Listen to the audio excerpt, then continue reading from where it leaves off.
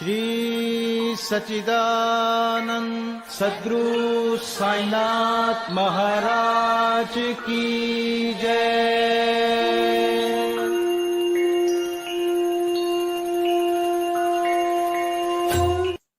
आदरणीय साईं भक्तों, आप सभी को हृदय की गहराइयों से सादर प्रणाम। साईं ज्ञान गंगा के सभी एपिसोड्स को पसंद करने के लिए आपका दिल से आभार। आशा करते हैं कि साईं ज्ञान गंगा का ये नया वीडियो भी आपको अवश्य पसंद आएगा। पसंद आने पर आप इसे लाइक व शेयर जरूर कीजिएगा, और यदि आपने अभी तक हमारे चैनल को सब्सक्राइब नहीं किया है तो प्लीज अभी सब्सक्राइब कीजिएगा। ये तो हमें विदित ही है कि सद्गुरु पहले अपने शिष्य की योग्यता पर विशेष ध्यान देते हैं। उनके चित्त को किंचित मात्र भी डामाडोल न कर वे उपयुक्त उपदेश देकर उन्हें आत्मानुभूति की ओर प्रेरित करते हैं। इस संबंध में कुछ लोगों का विचार है कि जो शिक्षा या उपदेश सद्गुरु द्वारा प्राप्त हो उसे अन्य लोगों में प्रसारित नहीं करना चाहिए। उनकी ऐसी भी धारणा है कि उसे प्रकट कर देने से उसका महत्व घट जाता है। यथार्थ में ये दृष्टिकोण संकुचित है। सद्गुरु तो वर्षा ऋतु के मेघ सदृश हैं, जो सर्वत्र एक समान बरसते हैं, अर्थात वे अपने अमृत तुल्य उपदेशों को विस्तृत क्षेत्र में प्रसारित करते हैं। सबसे पहले तो उनके सारांश को ग्रहण कर आत्मसात करने और फिर संकीर्णता से रहित होकर अन्य लोगों में प्रचार करें। ये नियम जागृत और स्वप्न दोनों अवस्थाओं में प्राप्त उपदेशों के लिए है। उदाहरण के तौर पे बुद्ध कौशिक ऋषि ने उन्हें स्वप्न में प्राप्त हुआ प्रसिद्ध राम रक्षा स्तोत्र साधारण जनता के हित के लिए प्रकट कर दिया था। जिस प्रकार एक दयालु माता बालक के उपचार के लिए कड़वी औषधि का बलपूर्वक प्रयोग करती है, उसी प्रकार श्री साईं बाबा भी अपने भक्तों के कल्याण के लिए उपदेश दिया करते थे। वे अपनी पद्धति गुप्त न रखकर पूर्ण स्पष्टता को ही अधिक महत्व देते थे। इसी कारण जिन भक्तों ने उनके उपदेशों का पूर्णतः पालन किया, वे अपने ध्येय की प्राप्ति में सफल हुए।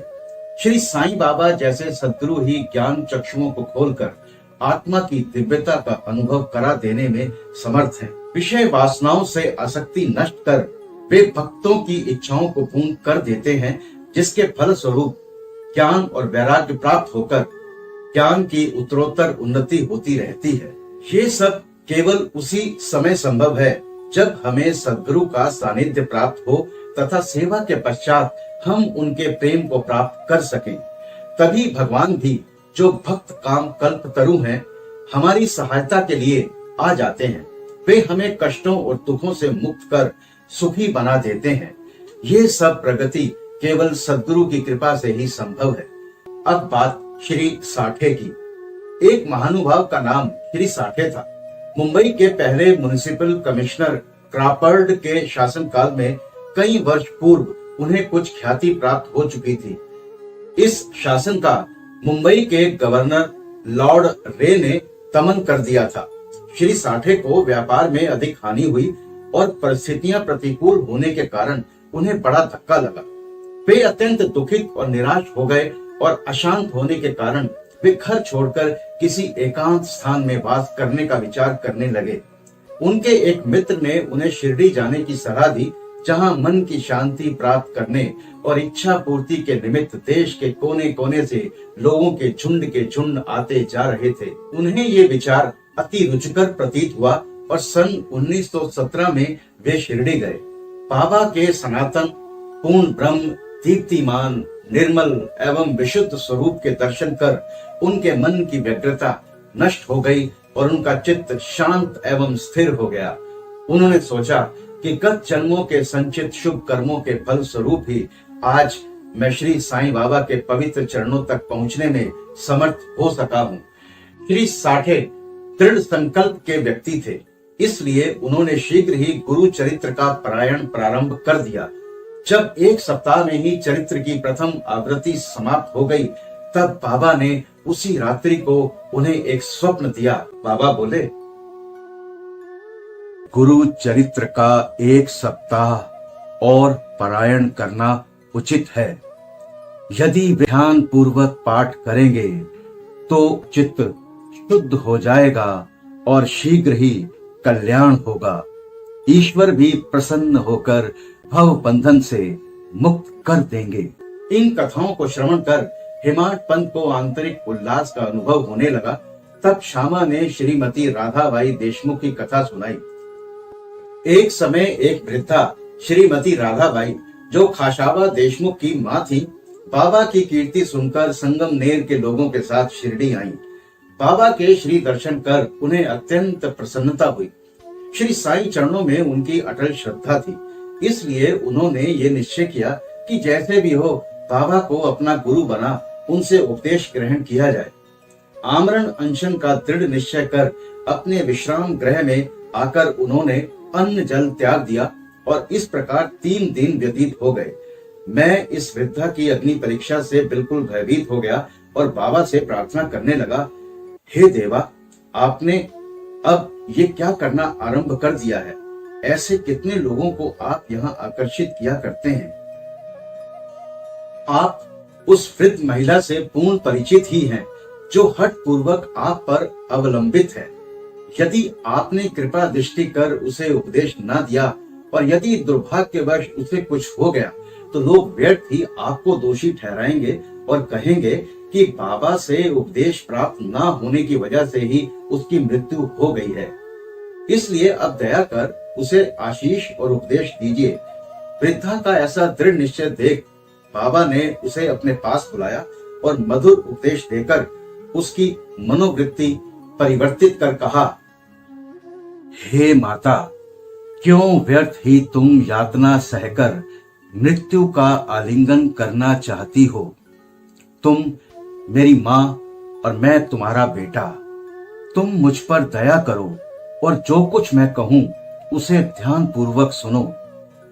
मैं अपनी स्वयं की कथा तुमसे कहता हूं और यदि तुम उसे ध्यान पूर्वक श्रवण करोगी तो तुम्हें अवश्य परम शांति प्राप्त होगी। मेरे एक गुरु, जो बड़े सिद्ध पुरुष थे, मुझ पर बड़े दयालु थे। दीर्घ काल तक मैं उनकी सेवा करता रहा, फिर भी उन्होंने मेरे कानों में कोई मंत्र ना फूंका। मैं उनसे कभी अलग होना भी नहीं चाहता था। मेरी प्रबल उत्कंठा थी कि उनकी सेवा कर जिस प्रकार भी संभव हो मंत्र प्राप्त करूं, परंतु उनकी रीति तो न्यारी ही थी। उन्होंने पहले मेरा मुंडन कर मुझसे 2 पैसे दक्षिणा में मांगे, जो मैंने तुरंत ही दे दिए। यदि तुम प्रश्न करो कि मेरे गुरु जब पूर्ण काम थे तो उन्हें पैसे मांगना क्या शोभनीय था, और फिर उन्हें विरक्त भी कैसे कहा जा सकता था, इसका उत्तर केवल ये है कि वे कांचन को ठुकराया करते थे, क्योंकि उन्हें उसकी स्वप्न में भी आवश्यकता न थी।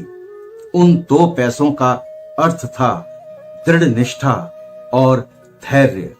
जब मैंने ये दोनों वस्तुएं उन्हें अर्पित कर दी तो वे अत्यंत प्रसन्न हुए। मैंने 12 वर्ष उनके श्री चरणों की सेवा में ही व्यतीत किए। उन्होंने ही मेरा भरण पोषण किया, अतः मुझे भोजन और वस्त्रों का कोई अभाव ना था। वे प्रेम की मूर्ति थे, अथवा यूं कहें कि वे प्रेम के साक्षात अवतार थे। मैं उनका वर्णन ही कैसे कर सकता हूं, क्योंकि उनका तो मुझ पर अधिक स्नेह था और उनके समान गुरु कोई विरला ही मिलेगा। जब मैं उनकी ओर निहारता तो मुझे प्रतीत होता कि वे गंभीर मुद्रा में ध्यान मग्न हैं, और तब हम दोनों आनंदित हो जाते थे। 8 पहर मैं एकटक उनके ही श्री मुख की ओर निहारा करता था। मैं भूख और प्यास की सुध बुध खो बैठा। उनके दर्शनों के बिना मैं अशांत हो उठता था। गुरु सेवा की चिंता के अतिरिक्त मेरे लिए कोई और चिंतनीय विषय या पदार्थ नहीं था। मुझे तो सदैव उन्हीं का ध्यान रहता था।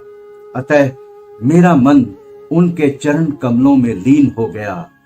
ये हुई 1 पैसे की दक्षिणा। दूसरा पैसा है धैर्य। मैं धैर्य पूर्वक बहुत काल तक प्रतीक्षा कर गुरु सेवा करता रहा। यही धैर्य तुम्हें भी भव सागर से पार उतार देगा। धैर्य ही मनुष्य में मनुष्यत्व है। धैर्य धारण करने से समस्त पाप और मोह नष्ट होकर उनके हर प्रकार के संकट दूर होते हैं तथा भय जाता रहता है। इसी प्रकार तुम्हें भी अपने ध्येय की प्राप्ति हो जाएगी। धैर्य तो गुणों की खान व उत्तम विचारों की जननी है। निष्ठा और धैर्य 2 जुड़वा बहनों के समान ही हैं, जिनमें परस्पर प्रगाढ़ प्रेम है। मेरे गुरु मुझसे किसी वस्तु की आकांक्षा न रखते थे। उन्होंने कभी मेरी उपेक्षा नहीं की, वरन सदैव रक्षा करते रहे। यद्यपि मैं सदैव उनके चरणों के समीप ही रहता था, फिर भी कभी किन्हीं अन्य स्थानों पर यदि चला जाता तो भी मेरे प्रेम में कभी कमी नहीं हुई। वे सदा मुझ पर कृपा दृष्टि रखते थे। जिस प्रकार कछुई प्रेम दृष्टि से अपने बच्चों का पालन करती है, चाहे वे उसके समीप हों अथवा नदी के उस पार। सो हे मां, मेरे गुरु ने तो मुझे कोई मंत्र सिखलाया ही नहीं, तब मैं तुम्हारे कान में कैसे कोई मंत्र फूंकूं। केवल इतना ही ध्यान रखो कि गुरु की भी कछुई के समान ही प्रेम दृष्टि से हमें संतोष प्राप्त होता है। इस कारण व्यर्थ में किसी से उपदेश प्राप्त करने का प्रयत्न नहीं करो। मुझे ही अपने विचारों तथा कर्मों का मुख्य ध्येय बना लो और तब तुम्हें निस्संदेह परमार्थ की प्राप्ति हो जाएगी। मेरी ओर अनन्य भाव से देखो तो मैं भी तुम्हारी ओर वैसे ही देखूंगा। इस द्वारका माई में बैठकर मैं सत्य ही बोलूंगा कि किन्हीं साधनाओं या शास्त्रों के अध्ययन की आवश्यकता नहीं, वरन केवल गुरु में विश्वास ही पर्याप्त है। पूर्ण विश्वास रखो कि गुरु ही करता है और वो धन्य है जो गुरु की महानता से परिचित हो, उसे हरि, हर और ब्रह्म का अवतार समझता है। इस प्रकार समझाने से उस वृद्ध महिला को सांत्वना मिली और उसने बाबा को नमन कर अपना उपवास त्याग दिया। ये कथा ध्यान पूर्वक एकाग्रता से श्रवण कर तथा उसके उपयुक्त अर्थ पर विचार कर हेमाड पंत को बड़ा आश्चर्य हुआ। उनका हृदय भर आया, उन्हें रोमांच हो उठा। अत्यंत आनंद विभोर हो जाने से उनका कंठ रूंध गया और वे मुख से एक शब्द भी न बोल सके। उनकी ऐसी स्थिति देख श्यामा ने पूछा कि आप ऐसे स्तब्ध क्यों हो गए, बात क्या है? बाबा की तो इस प्रकार की लीलाएं अगणित हैं, जिनका वर्णन मैं किस मुख से करूं। ठीक उसी समय द्वारका माई में घंटा नाद होने लगा, जो कि मध्याह्न पूजन तथा आरती के आरंभ का द्योतक था। तब श्यामा और हेमाड पंत भी शीघ्र ही द्वारका माई की ओर चल पड़े। बापू साहेब जोग ने पूजन आरंभ कर दिया। स्त्रियां द्वारका माई में ऊपर खड़ी थीं और पुरुष वर्ग नीचे मंडप में। सब उच्च स्वर में वाद्यों के साथ साथ आरती गाने लगे। आरती समाप्त होने पर प्रसाद वितरण हुआ। बापू साहेब जोग हमेशा की तरह आगे बढ़े और बाबा को नमस्कार कर कुछ मिश्री का प्रसाद दिया।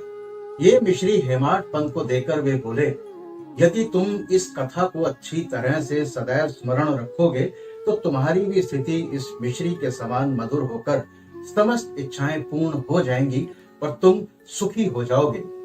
हेमाड पंत ने बाबा को साष्टांग प्रणाम किया और स्तुति की कि हे प्रभु, इसी प्रकार दया कर सदैव मेरी रक्षा करते रहो।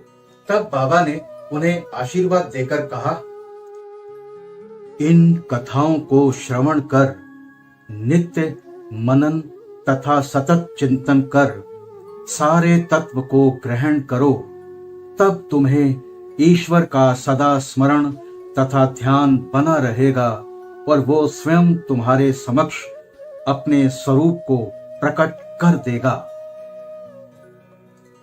हेमाड पंत को उस समय मिश्री का प्रसाद भली भांति मिला, जिसके प्रताप से वो साईं कृपा से श्री साईं सच्चरित्र जैसे महान ग्रंथ की रचना कर पाए और हमें आज इन कथाओं का रसापान करने का सुअवसर प्राप्त हो रहा है, जिनका सार ग्रहण कर बाबा की कृपा से सभी स्वस्थ और सुखी हो जाएंगे। अब बात हेमाड पंत जी द्वारा वर्णित कुछ अन्य विषयों की। हमें अपना बर्ताव कैसा रखना चाहिए, इस विषय पर बाबा ने बड़ा ही सुंदर उपदेश दिया है। जब तक किसी से कोई पूर्व नाता या संबंध ना हो, तब तक कोई किसी के समीप नहीं जाता। यदि कोई मनुष्य या प्राणी तुम्हारे समीप आए तो उसे अभद्रता से ना ठुकराओ, उसका स्वागत कर आदर पूर्वक बर्ताव करो। यदि तृषित को जल, क्षुधा पीड़ित को भोजन, निर्वस्त्र को वस्त्र और आगंतुक को अपना दालान यानी बरामदा विश्राम करने को दोगे, तो भगवान श्री हरि तुमसे निसंदेह प्रसन्न होंगे। यदि कोई तुमसे द्रव्य याचना करे और तुम्हारी इच्छा देने की ना हो तो ना दो, परंतु उसके साथ अभद्र व्यवहार नहीं करो। तुम्हारी कोई कितनी ही निंदा क्यों ना करे, फिर भी कटु उत्तर देकर तुम उस पर क्रोध नहीं करो। यदि इस प्रकार ऐसे प्रसंगों से सदैव बचते रहे तो ये निश्चित ही है कि तुम सुखी रहोगे। संसार चाहे उलट पलट हो जाए, परंतु तुम्हें स्थिर रहना चाहिए। सदा अपने स्थान पर दृढ़ रहकर गतिमान दृश्य को शांति पूर्वक देखो। एक को दूसरे से अलग रखने वाले भेद यानी द्वैत की दीवार नष्ट कर दो, जिससे अपना मिलन पथ सुगम हो जाए। द्वैत भाव अर्थात मैं और तू ही भेद वृत्ति है, जो शिष्य को अपने गुरु से अलग कर देती है। इसलिए जब तक इसका नाश ना हो जाए, तब तक अभिन्नता प्राप्त करना संभव नहीं है। अल्लाह मालिक अर्थात ईश्वर ही सर्वशक्तिमान है और उसके सिवा अन्य कोई संरक्षण करता नहीं है।